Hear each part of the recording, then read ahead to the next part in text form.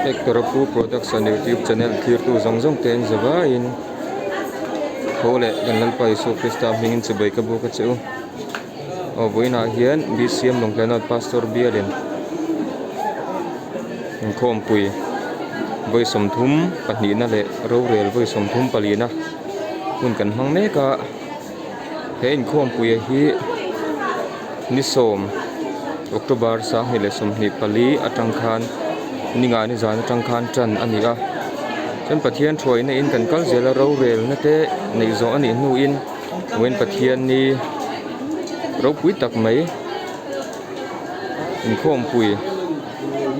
Kan man tua ni pui mo ber mai Pathian ni kan han theng thaya tuna hian Pathian bi kin khom kan banga king puin cholte kan nei nga tlaidar khat a sacrament in khom ina chun zomanga tiang chuan zan lama program hi man chun zom zel turani a zanin hian hein khom pui hi a triak don ani kan khom pui thu pui hi lalpa lo kal le na ti ani a Speaker hi Bial to Pastor Reverend David Lalmal Somasailo ania ani he na tang hian tun hun tlengin Pathian thu charo pui le ngai nom tak tak kan na kan seng lu tur le kan man chua tur Pathian thu kan ngai tha a zanuna po ko than ni pui te thu cha ngai nom tak ngai thale thu turin kan zawai ni lai huna hian kho mila ti in kanin som ani wen han wa nei thak tak mai in BCM President Reverend Evram Din Moi le Longlai area BCM Executive Secretary Reverend Dr. Rachel Thammuan aten he hingkom pui hi min ron tel pui thaya min ron sim pui thaya Pathian mangai na kan chan bik je wena hian alang ani BCM Longtanos Pastor Bial chuan lom thu kan soi ni tuna hian theiang angin kan kalkal kwal don ani tuna hian thingpui do na lampanga kalme kang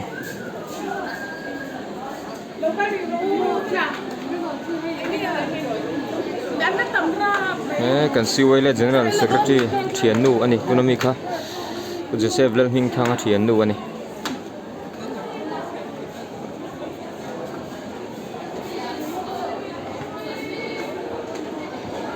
BCM Rongbol na hi he YouTube channel kaltlang hian tam theyang ber kan hona kan dam ani chuan tarlan kan tumdon ani chi tiang ti thei dur po chuanin ko han ni puite in support na le in backup na kan mo em a tiang tur chuan kan sawan kan in so mani ta hian BCM thingka TKP member te ania ang telkop mai ta kanan ko han zai pol lampang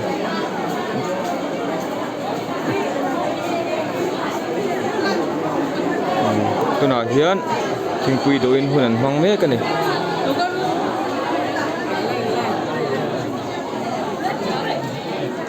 ta hian electric veng Thalai Christian Paul akan secretary ani bokoni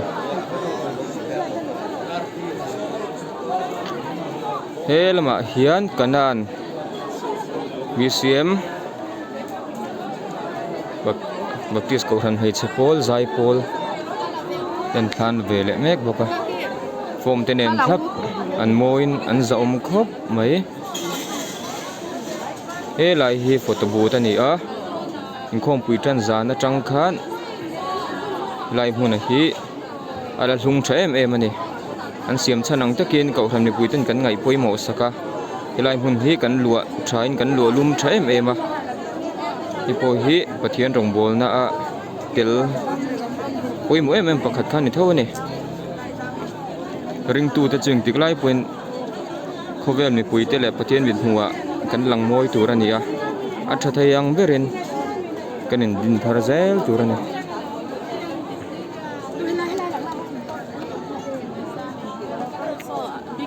ta kapi ngoi ngoi po venaron tel le thia lom le mai an pa upa than hi nga ron kal thei si lowa an zawai ai ron oni wena kan ko khan na tanga ron kal thei lo har satna le engemaw awang ron kal thei lo zong zong ai po kha oni ani hi jing tong trai chum lo chat lova jing tin na dam phot chuan ko ran ho te khotlang ni bui te ta na tong trai thein tu nia angai sa nom em anin pek na hi ta kan bi sem pinia lampang assistant secretary rongbol tu mal som tluanga le hing mo ya zo kan ni assistant secretary BCM Peniel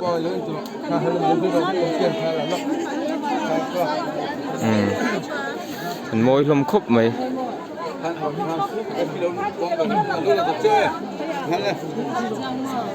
hey cái chân này là mình ngày thụt saka hey anh môi khóc mày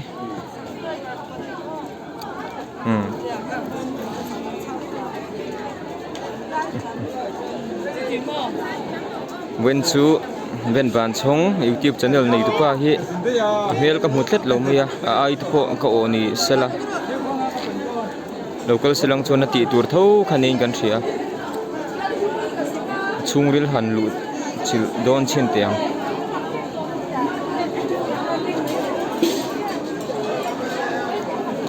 buena boin le kan hun man hein khong boi kan hun mana kan tholom phim tling kho ma hi Christian Hospital Longklai Corporation Fund da turania kan sum hu zong zong hi ta chuan pathian rong bol nan kan phang chok do na ni kan TKP Peniel Unit Finance Secretary ni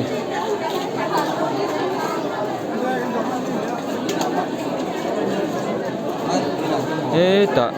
kapuram te non mizo evangelist ane he min du saka min hong em to ni a kau thil ma mo le du te atul ani chuanin kata na ui lova min pe phal thina ni arong bol ne hi kan phang to ka troi om turin kau han mi pui te kanin som ani ta tlang varim din puya a chan chin chu soi ngai lo kan threvet tuang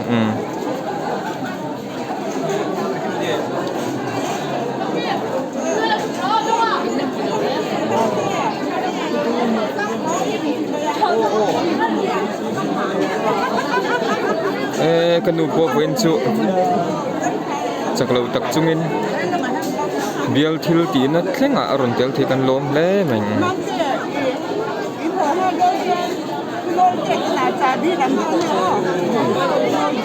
problem là dấu này nè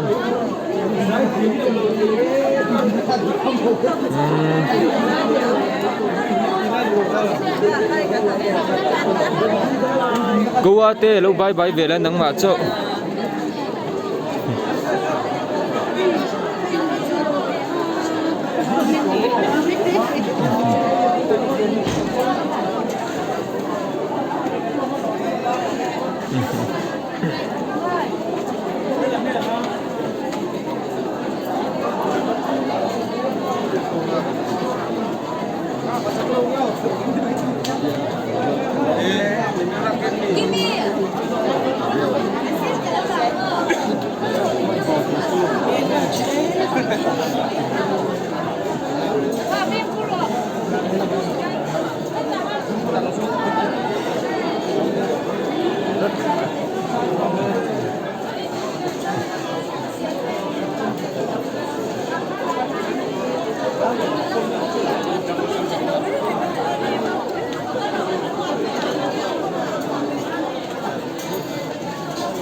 khát thịt xin khăn mấy rồi sẽ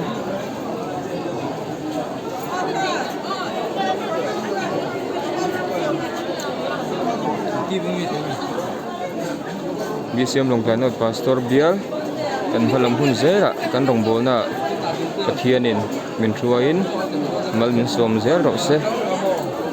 pathian thoi na kan chan zel theinan kan zawain i tong trai thi na go ti zong kha i mai ro se in zawain hun han nuam vek ule san dang tu rin local don to lova ora da so ne local don to lova meeting ten fiti ang se na ro re sa tu rin local don ni su ni chu sang tam sok ta lo na ro pui chiar se lo ta tra da ni an ti chu ni do na chu na chuan ta le taka amang bo ka to tu ini the tu rin pare fa pare tharau thiam mong puina kai ruale le chen china du tak chu insan na tu na ka tuan thingin nom zero se amen amen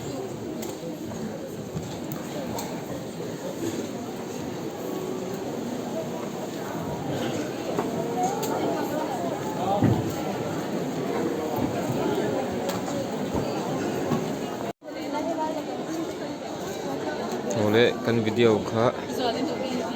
chun zom le tul tlekin ka ria pui moi ma bangin pathian thoina in bial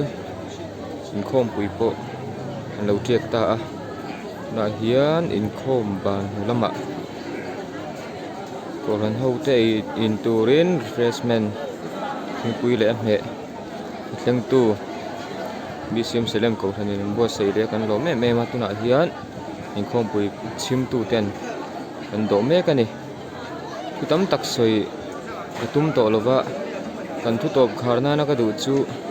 lo telve china longdana pastor bial in khom pui chim tu tam ber tum le a hlung ber tum nin ka ria aro pi ka te me ma biakin chung le pon hi in khom pui tran zana tangin zanin thlengin chuan zan zomin a khat tha em em ani kan thu pui lalpa lo kal le na ti hi kan ngai pui mo hle in a hriata kan sar man ngai thak zong zong te le to han zai pol te bhp le bmp join zai pol rang a fakla hmanga pathian thoro pui ta kan puan chu zong zong te kha lalpan Tungtanot pastor bial ko tham ni pui zong zong tia atakin na thok sela ra tha le ra dum tak chu sela i hi kan tong trai na ni a kan halam hun zela pathian kan bol le zel ni tura bisem lungtanot pastor bial ko than thang mi pui te pathian thoina le pui na changa amal somna dong zel turin kan zawa in du sakna kanin plan ani zawa in mong tha vek ule